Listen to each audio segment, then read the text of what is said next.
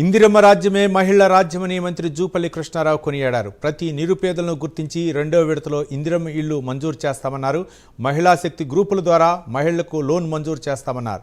నాగర్ కర్నూలు అచ్చంపేట ఎన్టీఆర్ స్టేడియంలో ఇందిరా మహిళా శక్తి చెక్కులు రేషన్ కార్డుల పంపిణీ కార్యక్రమంలో ఎమ్మెల్యే డాక్టర్ వంశీకృష్ణతో కలిసి అందజేశారు.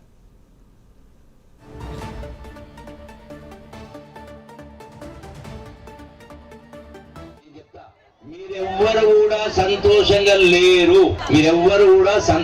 లేరు తెలుసా? మనకు 3 సామెతలు ఉన్నాయి. నాకు మన డాక్టర్ వంశీ సాహబ్ చెప్పినటువంటి సామెత నాకు రావు, కానీ సంకల పిల్ల పెట్టుకుని ఊరంతా దేవుడు అన్నట్టుగా ఉంది అనే సామెత విన్నరా? గుడ్డెద్దు చేలబడ్డట్టుగా ఉంది అనే సామెత విన్నరా?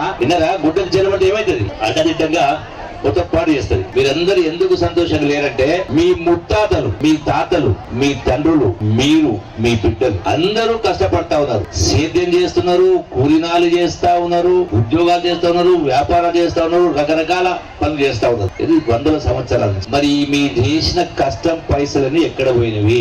కాకులు ఎత్తుకపోయినాయా? గద్దలు ఎత్తుకపోయినాయా? తిరుమల తిరుపతి దేవుడు ఎత్తుకపోయిందా? యాదగిరి లక్ష్మణస్వామి ఎత్తుకపోయిందా? రేవంత్ రెడ్డి ఎత్తుకపోయిందా? లేకపోతే డాక్టర్ వంశీకృష్ణ ఎత్తుకపోయిందా? లేకపోతే జూపల్లి కృష్ణారావు ఎత్తుకపోయిందా? ఇక్కడ మీ బాధ అంతా. దీనికి తోడు మళ్ళీ ఇంతకు చెప్పినట్టుగా మీరు ఇంటికి పోయినాక మీరు చదువు వస్తే మీరు లెక్కేయండి, లేదంటే మీ పిల్లలు అడిగి రేషన్ బియ్యం ఎంత వస్తుంది, బయట మార్కెట్ ఎంత మీకు వస్తున్నది, ఎంత దానివల్ల ఎంత ఆదాయం వస్తుంది, ఆర్టీసీ బస్ వల్ల ఎంత మీ కుటుంబానికి ఎంత లాభం వచ్చింది.